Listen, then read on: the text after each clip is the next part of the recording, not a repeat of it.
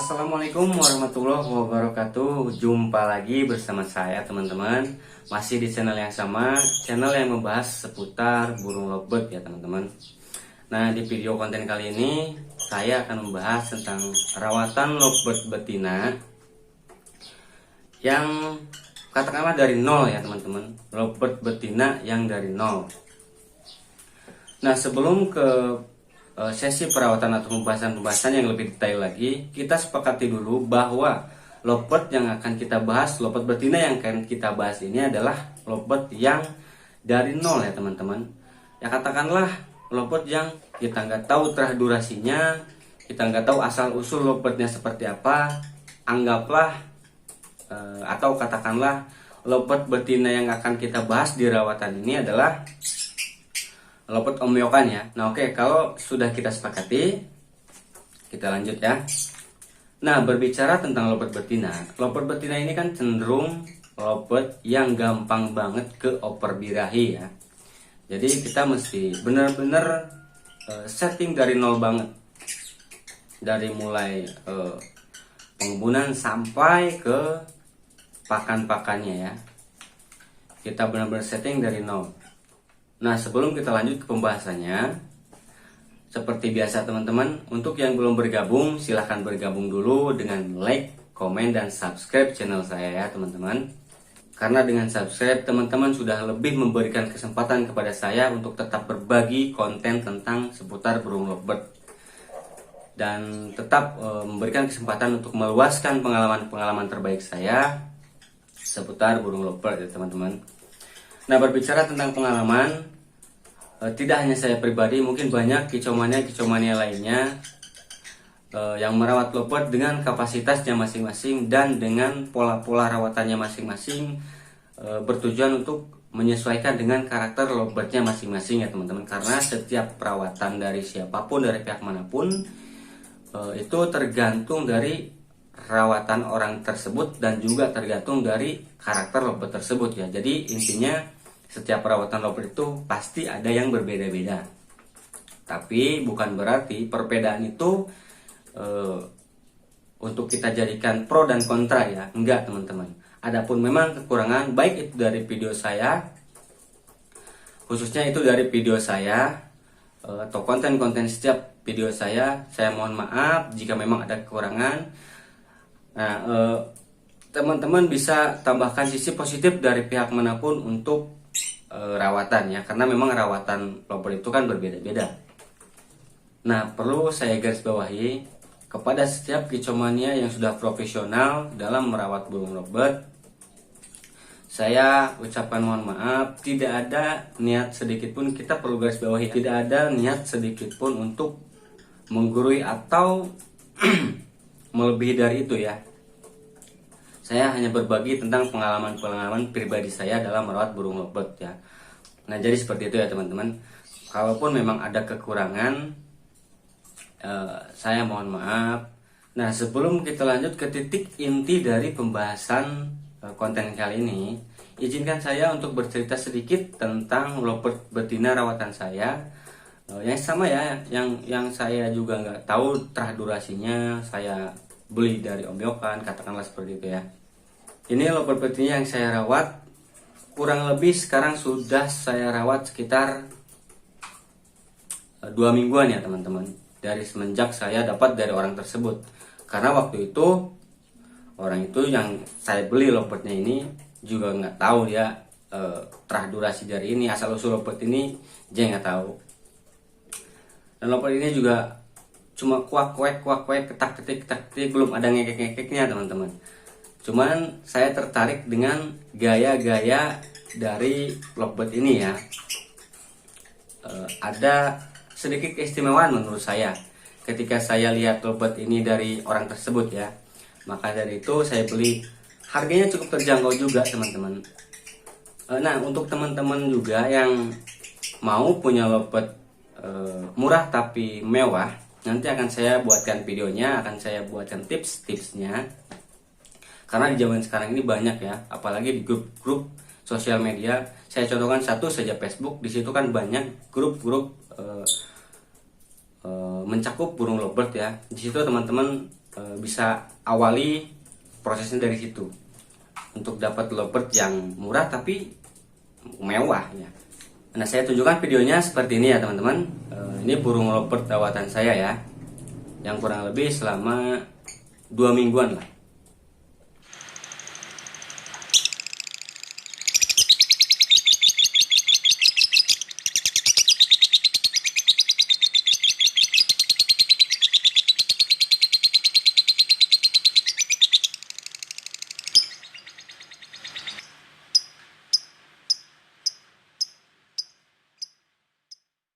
Nah, itu teman-teman, seperti yang sudah saya ceritakan tadi, bahwasanya lovebird yang satu ini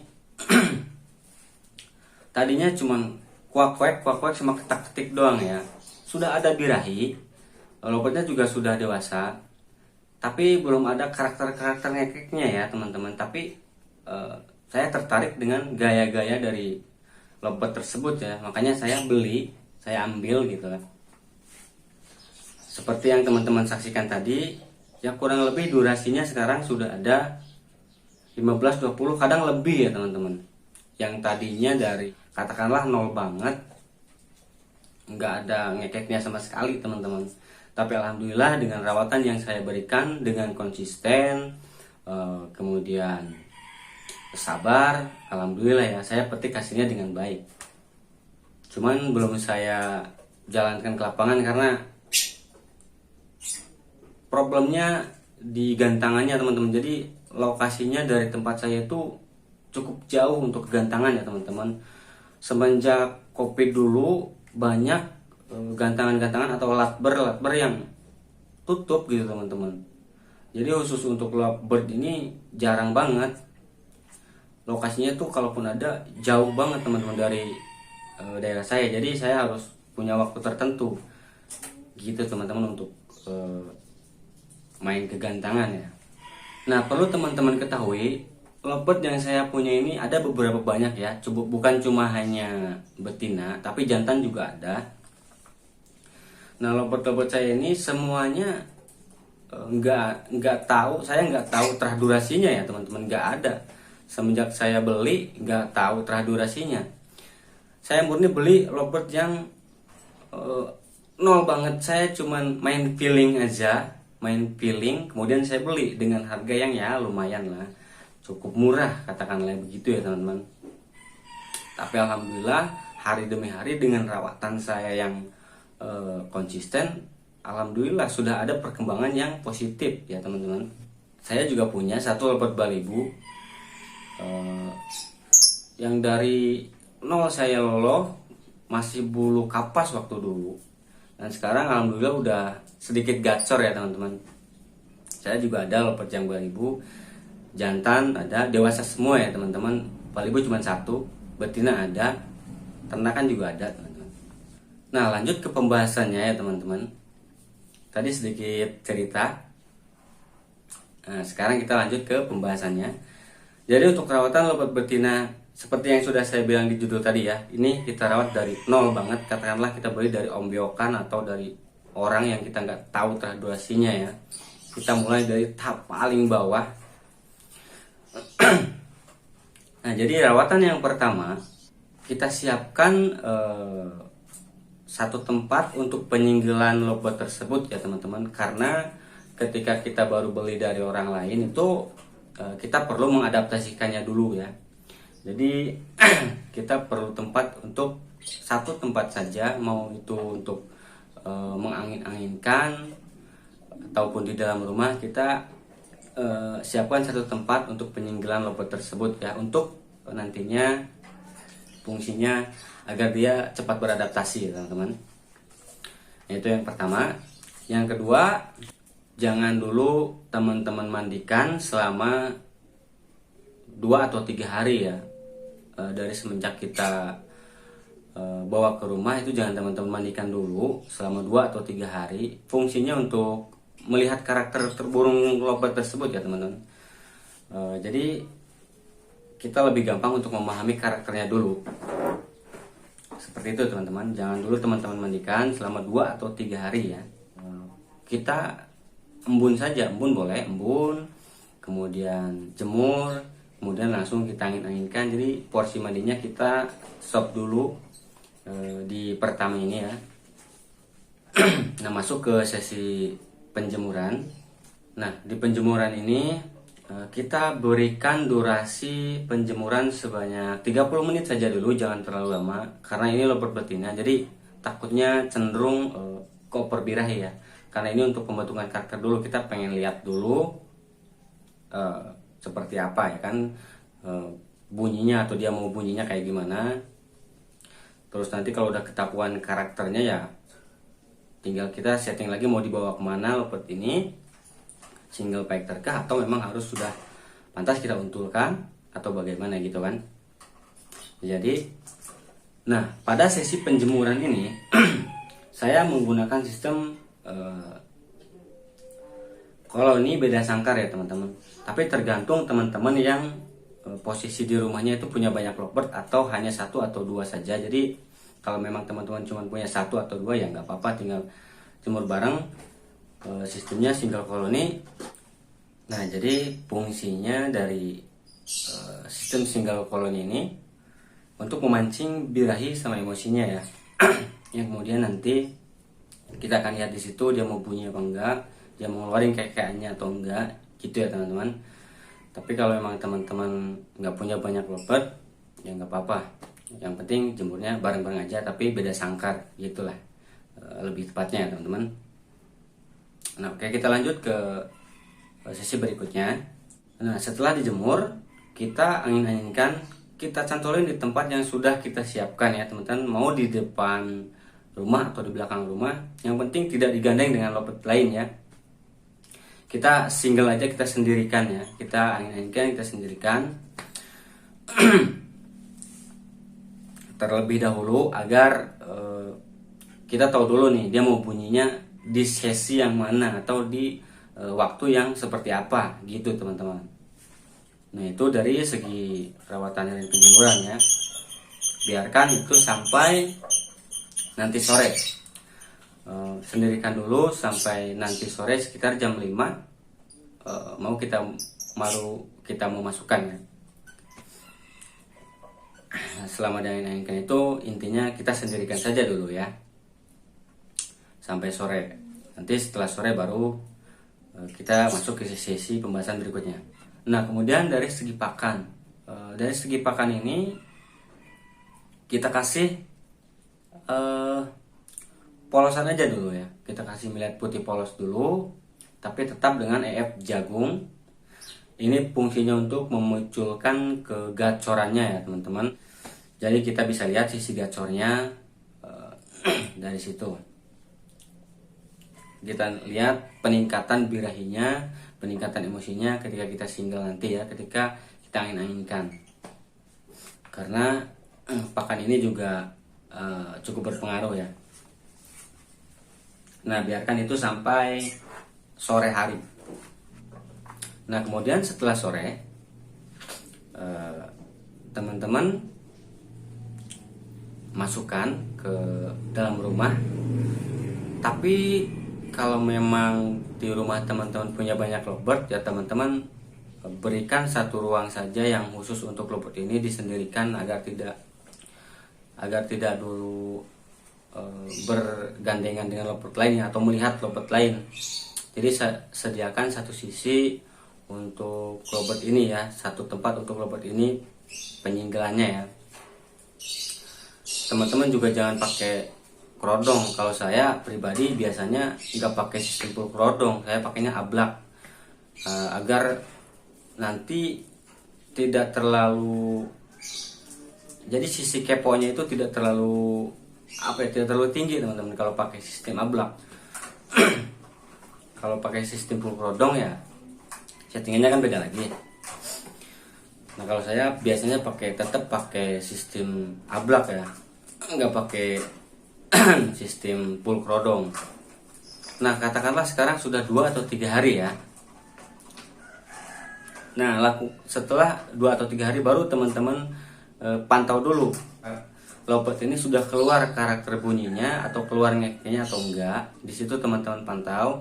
Kemudian dari segi birahinya juga teman-teman pahami, teman-teman lihat dari sisi-sisi yang rawatan seperti apa saja yang kira-kira memicu dia untuk bunyi dan memicu dia untuk mengeluarkan birahi dan emosinya, apakah ketika dijemur, apakah ketika diangin-anginkan. Dan kita lihat dari segi-segi gaya-gaya dia ngekek, dari segi-segi dia bunyi seperti apa. Nah kemudian baru teman-teman persiapkan lovebird ini mau dibawa ke sistem mana, single fighter kah atau mau teman-teman untulkan gitu. Tapi teman-teman lihat dulu karakter dari lovebird tadi ya. Nah lakukan perawatan ini rutin ya teman-teman selama 1 minggu. Ini katakanlah sudah 2 hari kan. Nah setelah 2 hari teman-teman setelah lihat karakternya, kalau memang lovebird tersebut terlalu tinggi birahinya, teman-teman bisa tambahkan porsi mandi. Atau misalkan lovebirdnya kurang birahi ya, porsi mandinya jangan terlalu basah, sedikit saja. Tapi kalau saya biasanya, karena lovebird betina itu cenderung over birahi, jadi porsi mandi tetap saya beri setelah 2 atau 3 hari ya. Porsi mandi tetap saya kasih, tapi hanya pagi, malam enggak. Itu nanti kalau sudah kita lihat karakter yang over birahi atau gimana, itu baru saya berikan porsi mandi malam tersebut. Nah kalau untuk lovebird betina yang masih katakanlah dengan porsi-porsi standar seperti ini, saya hanya berikan porsi mandi pagi saja ketika mau dijemur. Nah kemudian saya setting dari segi pakan sama airnya aja gitu, dan kemudian dari sistem penyinggilannya juga. Nah baru teman-teman kalau sudah lihat karakternya, teman-teman bisa fokuskan lovebird ini mau dibawa kemana, ke single fighter kah atau ke untulan kah. Nah untuk sistem single fighter juga tergantung lagi ke lovebirdnya ya. Ini lovebirdnya pantas full kerodong atau enggak gitu. Jadi sesuaikan aja nanti pada karakter lovebird teman-teman ya. Nah lakukan perawatan itu setiap hari yang rutin, konsisten dan sabar ya teman-teman. Nanti akan teman-teman petik hasilnya seperti lovebird saya yang sudah teman-teman saksikan tadi. Seperti itulah kira-kiranya ya. Jadi kita kalau untuk lovebird betina itu kan main birahi, jadi harus pandai-pandai nyeting birahinya. Jadi ngepasin atau menstabilkan birahinya itu benar-benar ketemu titik stabilnya. Nah jadi intinya tetap rawat lovebird teman-teman dengan nyaman, berikan kenyamanan pada rawatan harian untuk lovebird tersebut ya.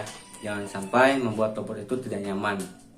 Adapun kekurangan atau kelebihan dari rawatan tersebut ya teman-teman tinggal, kalau memang kurang tinggal tambahkan, kalau memang lebih atau teman-teman tinggal kurangi, baik dari segi pakan ataupun penjemuran ataupun hal-hal lainnya ya teman-teman.